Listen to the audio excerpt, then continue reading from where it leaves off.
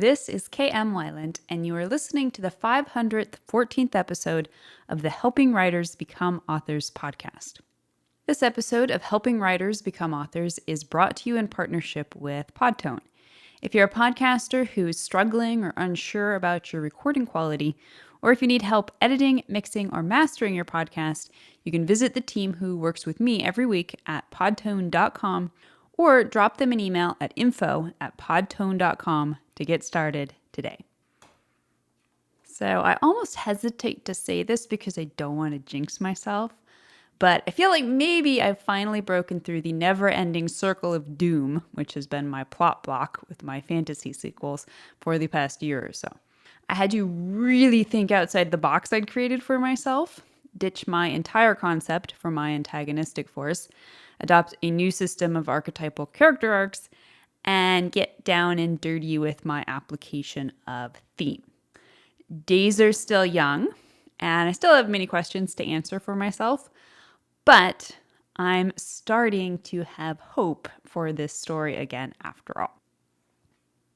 So that's my good news for the week. And in other good news, I hope you enjoyed this week's podcast, 5 Ways to Help Writers During the Pandemic.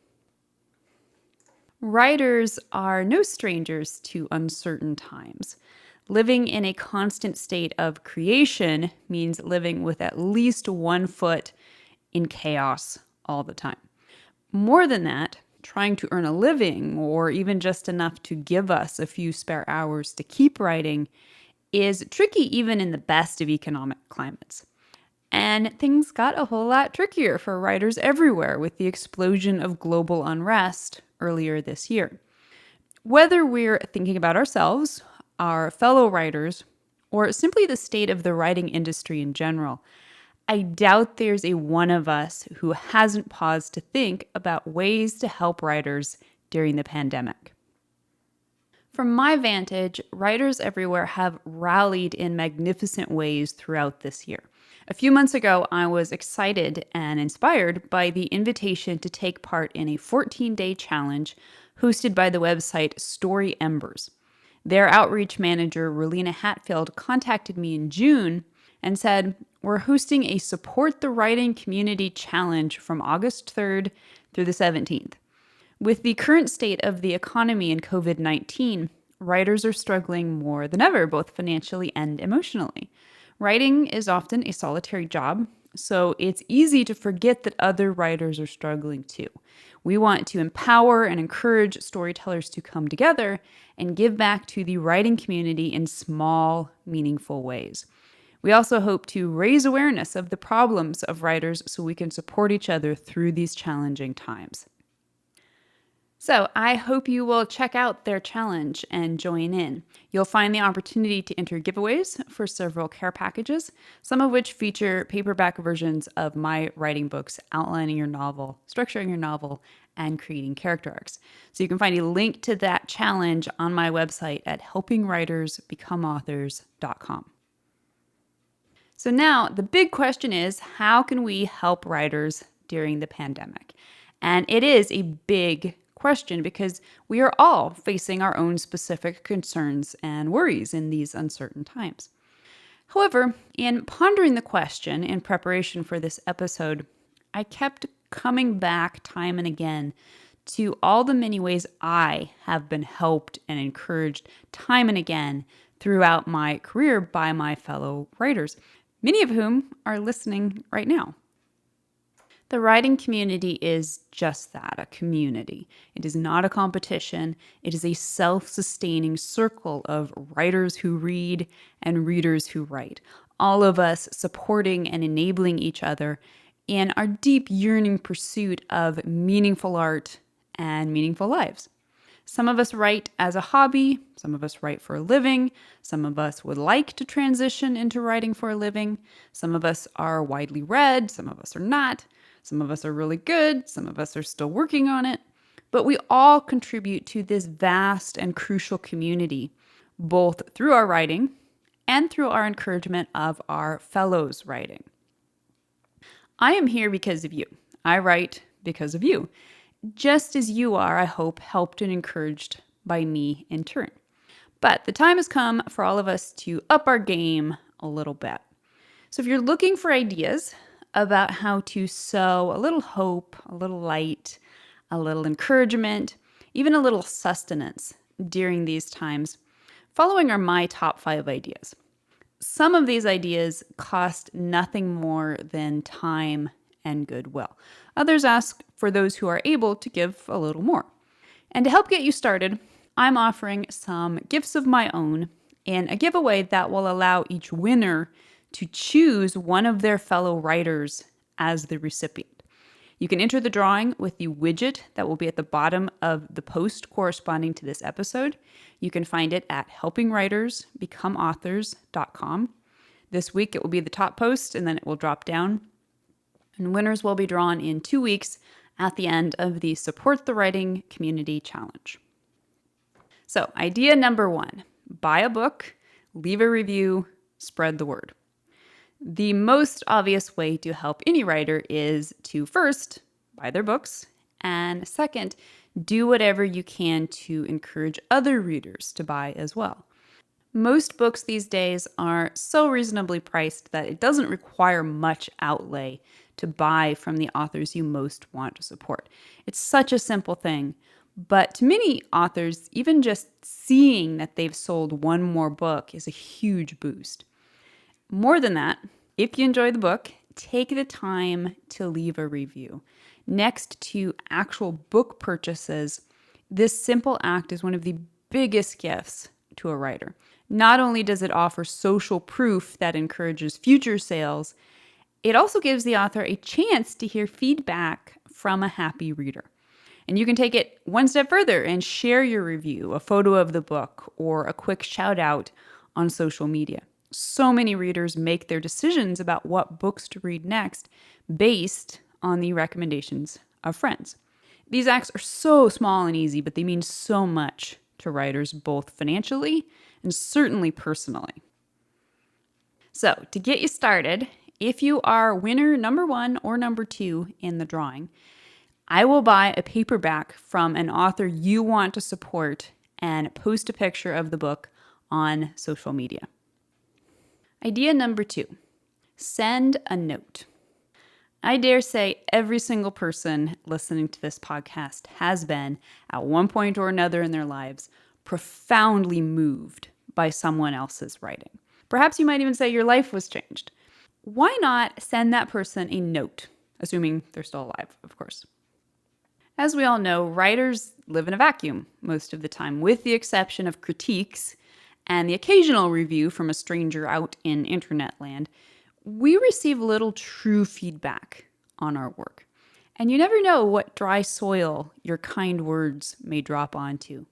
A few years ago, in something of a synchronicity when I was going through a difficult period of questioning whether the writing life was something I was meant to continue, I started receiving what, in hindsight, feels like note after note from people who had no idea what I was going through at the time, but who literally kept saying, please don't stop writing. Any random note of kindness is worth sending, but the more specific you can be, the better. Think of an author, whether famous or small time, whose writing has inspired you, stuck with you, or given you food for thought. Send them a note, leave them a review, or tag them on social media, telling them specifically what their writing has meant to you. For example, just prior to writing this post, I received an email from Azalea DeBille, who is getting ready to publish her own book, Fantastic Journey, the Soul of Imaginative Fiction and Clean Fantasy Adventure.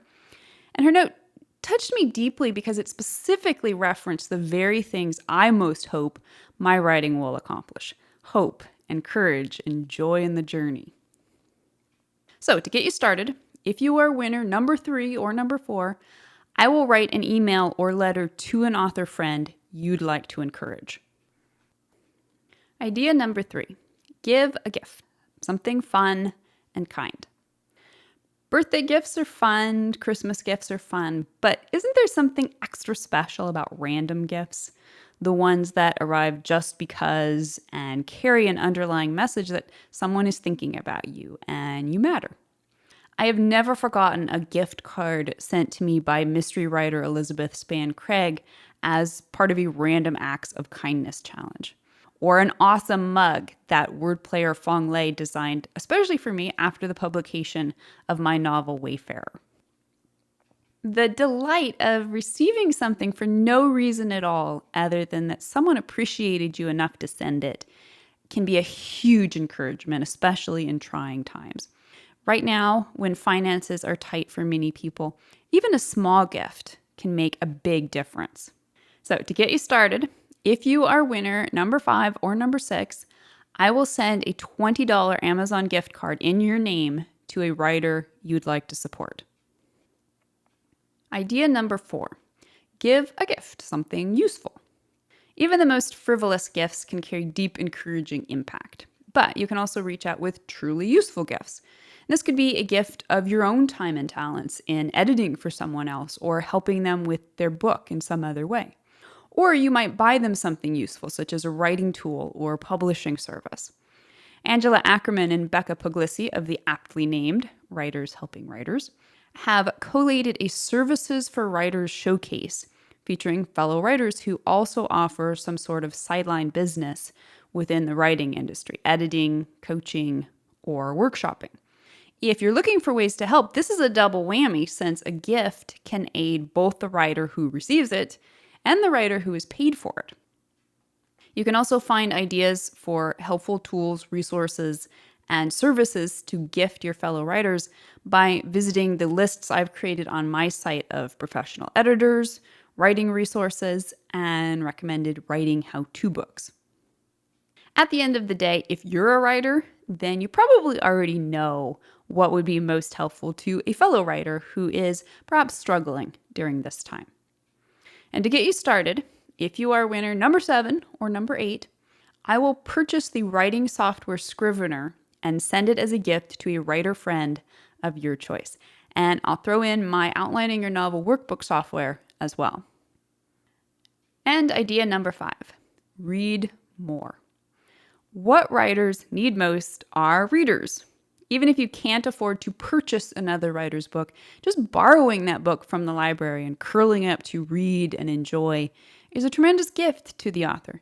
And if you can tell the author about your experience or spread the joy to other readers, even better.